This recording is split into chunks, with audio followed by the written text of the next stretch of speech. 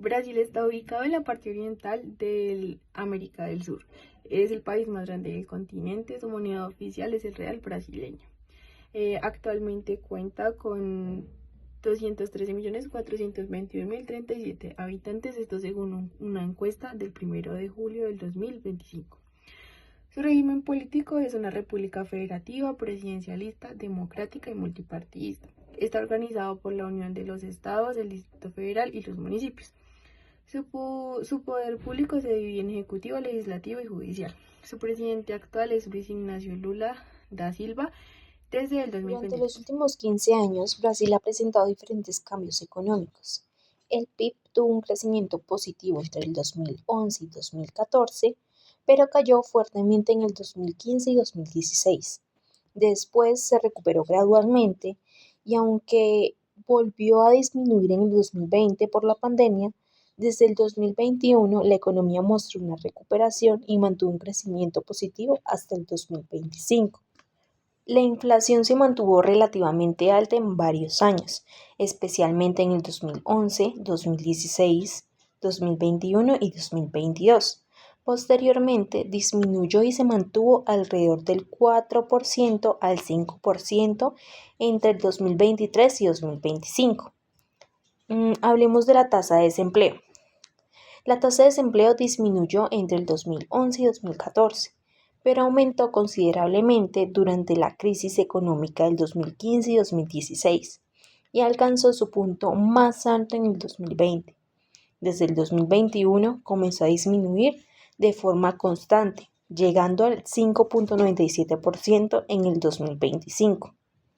En conclusión, Brasil pasó por una etapa de crecimiento moderado, una fuerte recesión entre el 2015 y 2016, una nueva caída durante la pandemia y una posterior recuperación.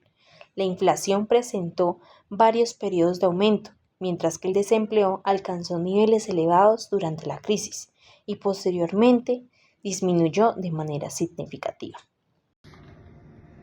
Hola, hoy vamos a hablar de Brasil, la economía más grande de América Latina y de cómo se ve Colombia cuando se para al lado de este gigante. Me voy a encargar de dos preguntas. ¿Qué vende y qué compra Brasil? Y si las aranceles de Donald Trump del último año realmente lo afectaron. Y al final vamos a comparar todo eso con lo que pasa en nuestra economía. Empecemos. ¿Qué vamos a ver? Para no perdernos, organicé esta parte en tres preguntas. La primera, ¿qué vende y qué compra Brasil? La segunda, ¿le pegaron los aranceles de Trump? ¿Sí o no?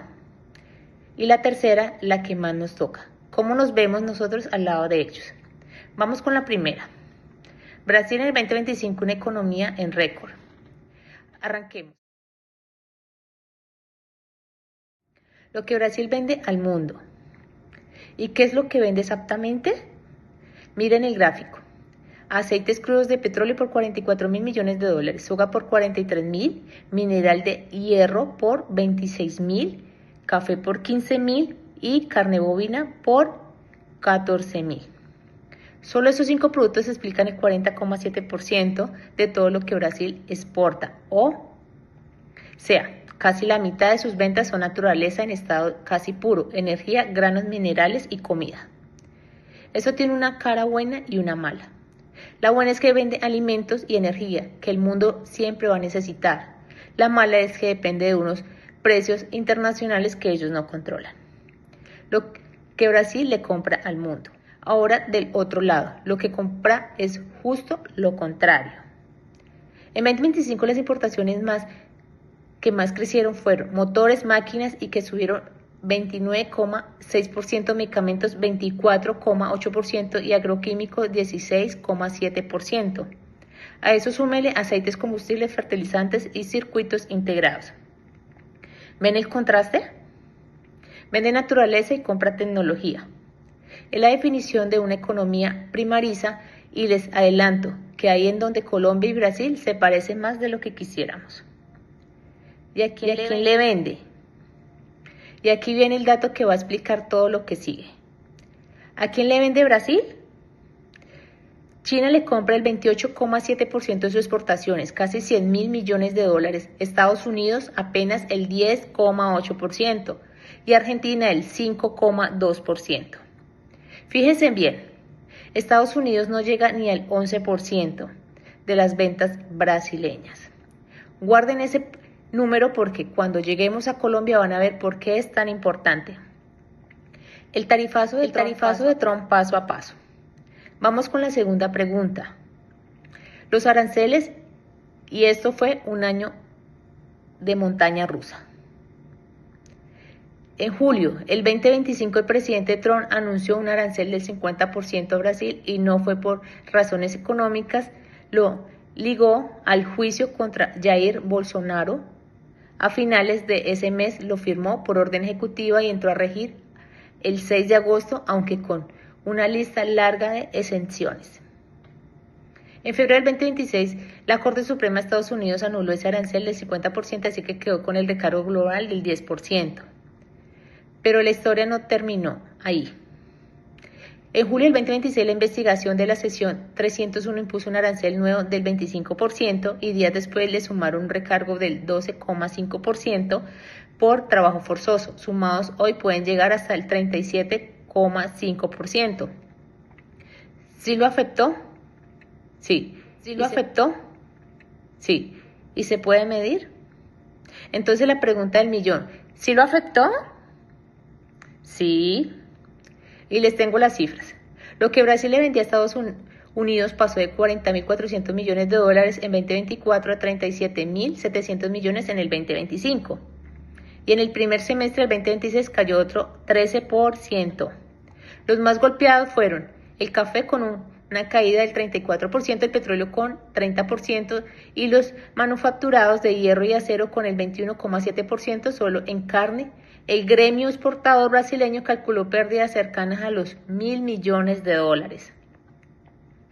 Pero es clave, el golpe fue focalizado, no general. El 52,7% de esas exportaciones quedó exento y Brasil desvió sus ventas hacia China, hacia América Latina, tanto así que 2025 igual terminó siendo su mejor año exportador de la historia. Brasil frente a Colombia. Y llegamos a la comparación, miren la tabla. En el tamaño no hay discusión. Brasil exportó 348.700 millones de dólares y Colombia 50.200 millones, 7 veces más. En resultado, la diferencia es todavía más dura. Brasil cerró con un superávit de 68.300 millones y Colombia con un déficit de 16.377 millones de dólares, el más alto de los últimos 30 años según el DANE.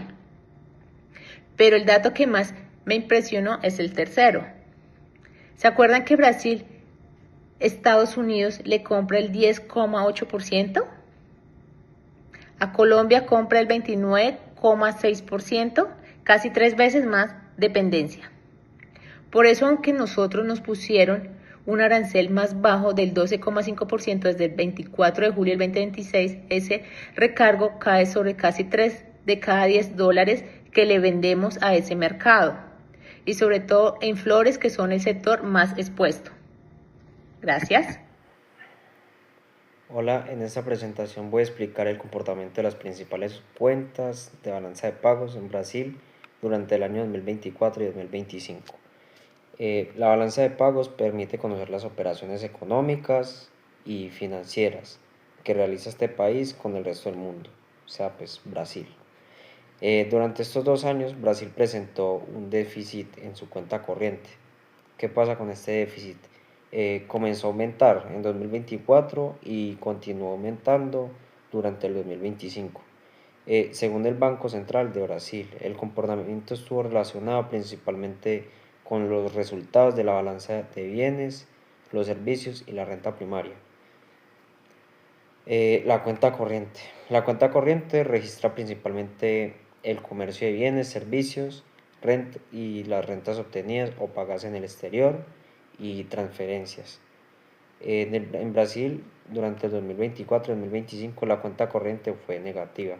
¿Qué significa esto? Que en términos generales, Brasil tuvo más salidas que entradas relacionadas con estas operaciones, más sin embargo, esto no significa que el país haya tenido un mal desempeño comercial, ya que Brasil mantuvo un importante superávit en el comercio de bienes. El déficit de la cuenta corriente se explica principalmente porque el superávit comercial fue insuficiente para compensar, los déficits registrados en servicios y renta primaria. Bueno, la balanza de bienes es uno de los puntos más positivos de la economía externa brasileña. ¿Por qué? Porque Brasil es un país que es un exportador mundial de productos agrícolas, minerales y energéticos. Entre sus productos de exportación se encuentra la soya, el petróleo, el mineral de hierro y diferentes productos cárnicos. Estas exportaciones generan ingresos de divisas para el país. Durante el 2024 y 2025, Brasil mantuvo un superávit en el comercio de bienes. Sin embargo, durante 2025 el crecimiento de las importaciones redujo parte de ese resultado positivo. El Banco Central estimó para 2025 exportaciones aproximadamente de 345 mil millones de dólares e importaciones cercanas a 284 mil millones de dólares. Por esta razón, podemos decir que el comercio de bienes ayuda a disminuir el déficit de la cuenta corriente, aunque no se logró eliminar por completo. Muchas gracias. Puedo decir que entre 2024 y 2025 Brasil presentó un déficit de cuenta corriente, pero al mismo tiempo también mantuvo una posición comercial fuerte gracias al superávit de bienes. Las exportaciones de los productos agrícolas, minerales y energéticos fueron clave, mas sin embargo, los déficits en servicios de renta primaria redujeron considerablemente el efecto positivo en este. Durante el último año, Brasil aplicó políticas económicas destinadas a controlar su inflación, mantener la estabilidad fiscal, proteger su actividad productiva. En cuanto a la política fiscal, el gobierno intentó cumplir el marco de lo fiscal mediante el control del gasto público, bloqueos presupuestarios. Sin embargo, persistieron sus preocupaciones sobre el déficit y el crecimiento de la deuda pública. En cuanto a su política monetaria, el Banco Central mantuvo la tasa de Selic elevada cercana al 15% anual durante buena parte del 2025 para contener la inflación. En el 2026 comenzó a reducirla gradualmente hasta llegar al 14% en agosto. Su política cambiaria, Brasil conservó un tipo de cambio flexible, el valor del real dependió principalmente del mercado, aunque el Banco Central contó con reservas internacionales para enfrentar estos periodos de volatilidad. Su política comercial, este país redujo temporalmente algunos aranceles para facilitar la importación de máquinas e insumos, pero mantuvo medidas de protección para sectores nacionales y también enfrentó tensiones comerciales con Estados Unidos. Todas estas políticas influyen en la balanza de pagos de distintas formas. Las tasas de interés altas atrajeron al capital extranjero y ayudan a sostener el real brasileño, mientras que el control de la demanda pudo limitar las importaciones. Brasil mantuvo su superávit en la balanza comercial gracias a sus exportaciones, especialmente el producto básico. Sin embargo, resistió un déficit en la cuenta corriente debido a un aumento en sus pagos, servicios, intereses y utilidades enviadas al exterior. En consecuencia de esto, el país mantuvo una posición externa relativamente sólida, pero continúa dependiendo de la entrada de capitales para controlar y financiar el déficit corriente. Para cerrar, cuatro conclusiones. Primera, los dos países tienen la misma estructura, venden materias primas y compran tecnología, pero en escalas muy distintas. Segunda, los resultados son opuestos, Brasil superávit, Colombia el mayor déficit en 30 años. Tercera, la diversificación protege. Con China comprándole casi el 29%, Brasil aguantó el tarifazo y aún así rompió su récord exportador. Y cuarta, la que nos queda a nosotros, con el 29,6% de nuestras ventas concentradas en un solo mercado, diversificar dejó de ser una recomendación de largo plazo, es una urgencia.